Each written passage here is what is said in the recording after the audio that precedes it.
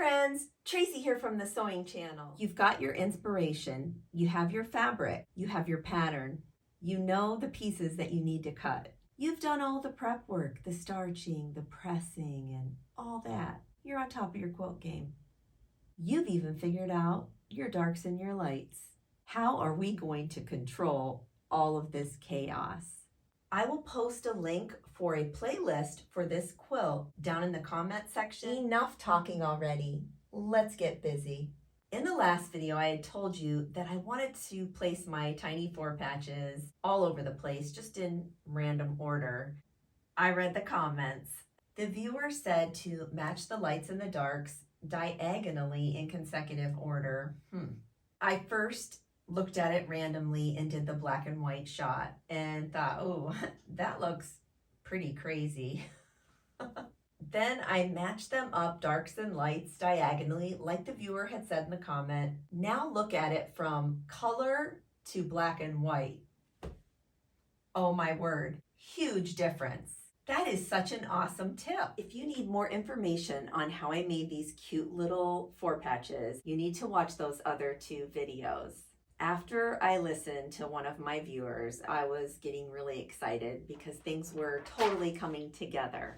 In the last video, I had mentioned that I wanted to add squares of the large floral print that was in this fabric line. There were 4 different colors that I needed to keep track of as far as the big floral print went. I wanted those floral prints to be scattered all over the quilt among the 4 patches. Just like when I made that color and black and white copy of the overall design, I was also going to do this with the big floral print. At first, I randomly put them everywhere just to see if I could get it right without doing the picture, but no, it didn't work like that. Once I printed it out and I was able to look and see what I had, I realized I would need 13 squares of that floral print in equal colors. This paper helped me out because I was able to circle where I wanted them and make sure that I didn't have 2 greens that were right next to each other and 2 light pinks that were next to each other. So that's why this was helpful, and that's why you see all those circles on there. Real quick, I wanted to let you know that I did change how many I needed across and how many I needed down. The reason I needed that change within my quilt was because I have already thought of the free motion quilt design that I'm going to use within this quilt. I need all 4 of these pieces right here to make the design that I want to make in the end. More on that toward the end of this project. If you haven't heard of these right here, they are called comic boards. Quilters buy these comic boards because they're acid free and it won't ruin the fabric. They wrap their fabric around these boards, making mini bolts. In today's video, I'm going to show you how I use them to keep track of these pieces right here. I turn the comic board on its side and I put an arrow going up. I can get easily distracted and confused when I have this many blocks to deal with. I am going to use this board right here to transport the block in the sequence that I need to sew them together. And I'm only going to work with 1 9 patch at a time. This is the orientation that I need to lay my pieces on because this is the way that I'm going to look at them on the quilt. Since we matched all the colors diagonally, this is a quilt that we just need to keep track of that sort of thing. This right here is a 9 patch that I've already put together. I can do 9 patches all the way until I get to the end here. You can see here there are 6 pieces then sewn together. Once we connect it to this, the overall view will be those 4 patches together where I was talking about that design that I wanted to do. This right here is 1 full block. I'm going to keep them straight up and down in the way that I need to see them. This being the top row, I'm going to hang it off the top there. Lay this one next, and then I'm going to lay this one. For this next row, grab this, lay it just like that. Lay that one on top like that, and lay that one there. The third row, because remember we're doing a 9 patch, lay it there, there, and then there. The next thing I do before I even take it away from this area, because you know what, I could trip and fall by the time I get to the sewing machine. I need to put marks on these so that I know what in the world I'm doing. I'm only going to write on these last three. And by last three, I mean 1, 2, 3, 1, 2, 3, 1, 2, 3. So all the ones on the right-hand side, I'm going to put a mark on. I'm going to put a 1. This is a heat erasable pen too, by the way. I'm going to put a 2, and I'm going to put a 3. Now I'm going to just take this to the sewing machine, and I'm only going to deal with 1 9 patch at a time. You can do it however you feel comfortable. I feel comfortable doing 1 9 patch at a time. So let's go to the sewing machine. When I pull these over to the sewing machine and line them up to sew them, I'm going to do it the same way every time. So that way I know the next one that I need to grab, and so on and so on. Let me show you what I mean. The first one I grab is out of the bottom row, the one that's labeled with this one right here. So it would be these last 2 pieces in that bottom row. Put right sides together.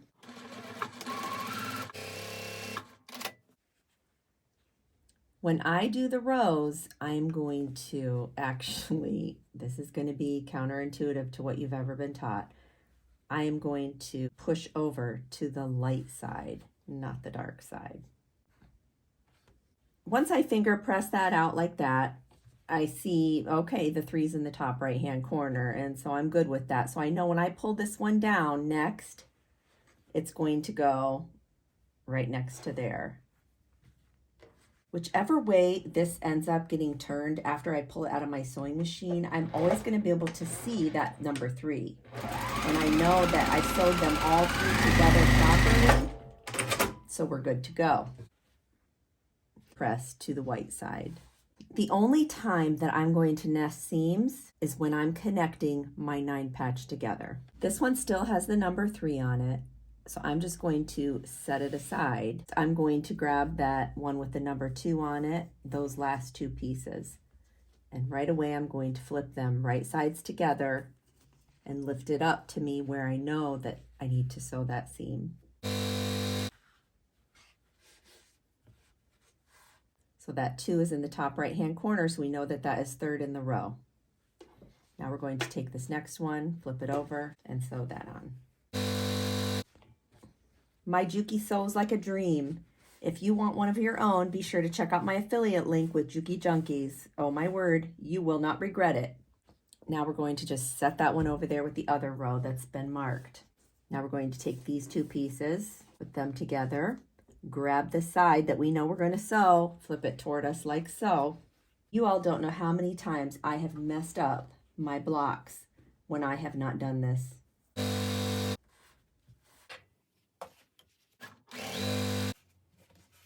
Before I move on to the next step, I am definitely going to press these out so they are nice and flat.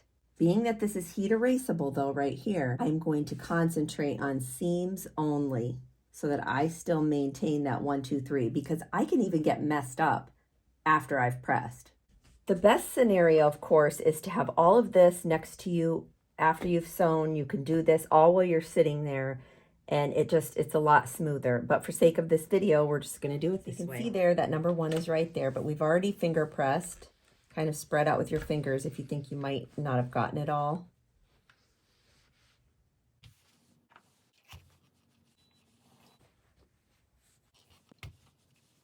Now it's time to pin. Lift row 1 onto row 2 like so. I'm going to nest these seams right here. If you pushed all to the light side, then they should all come together nicely. Pop a pin there and pop one in at the end. So now we're going to take this over to the sewing machine. I'm going to take my pins with me.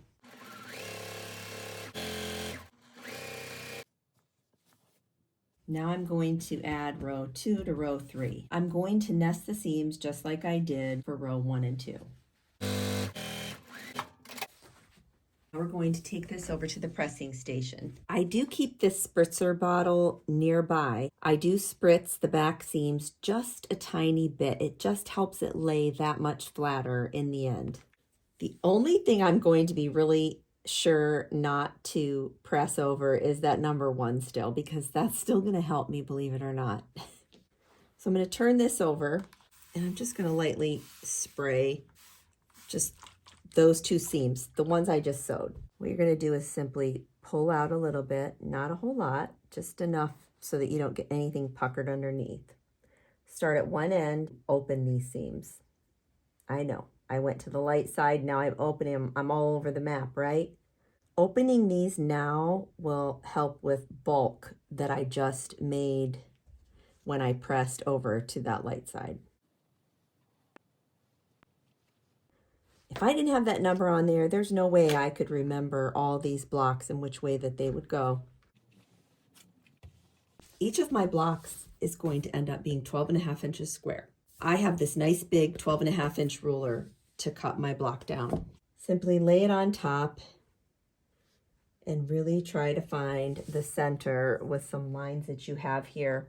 I typically look up top, make sure, see what I have there. Once I see that I have a little bit on every single side, now mind you, we shouldn't have a lot because remember in the beginning, the very first video, I told you I left no room for air.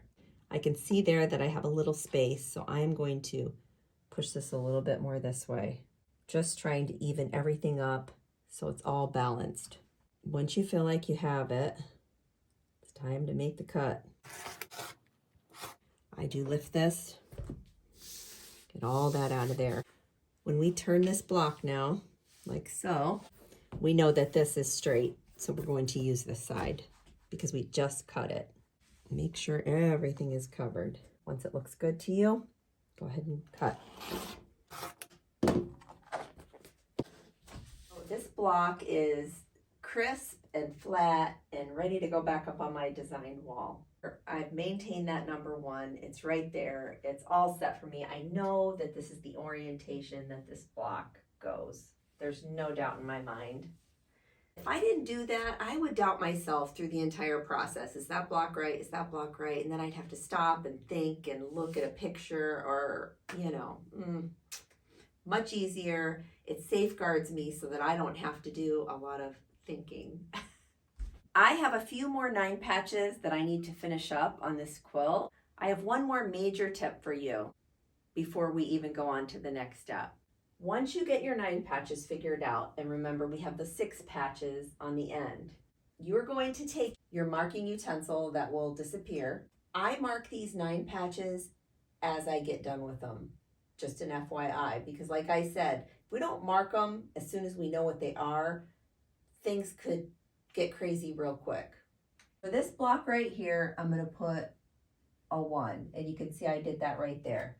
I put a number 2 here, 3, 4, 5 on this 6 patch right here, 6, 7, 8, 9, 10, 11, 12, 13, 14, this one is 15, 16 is marked right there, 17, 18, 19, 20, and this one right here will be 21, 22, 23. This one right here was 24, the one that we just did. So even though that one's right there, I will put 24 right here. Then this one will be 25, and then so on. In the next video, we'll connect these rows, we'll figure out our borders, because that is a fun part of quilting too. Check out the screen around me right now. Go watch the other couple videos in this series right here so you can get all caught up. Until next time on the Sewing Channel, take care.